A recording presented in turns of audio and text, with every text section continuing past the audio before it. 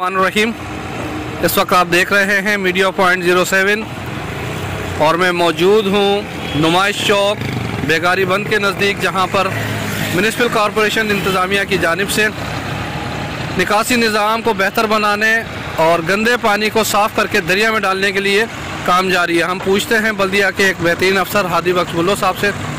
जी sir.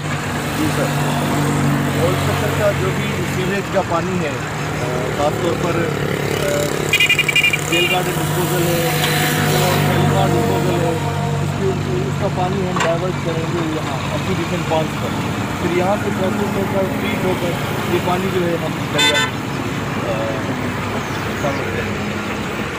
ये गंदा पानी जो कि माजी में बराह रास्त दरिया में फेंका जाता था, अब आलूदगी देख लें कि कितनी है।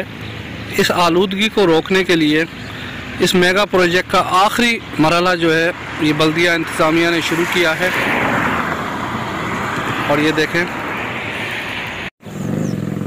ये वो मुकम्मल होने वाले पाउंड हैं जहाँ पर पुराना सक्खर का जितना गंदा पानी है पहले यहाँ कुछ वक्त के लिए रोका जाएगा ताकि इसको साफ़ करके फिर आगे दरिया में डाला जाए।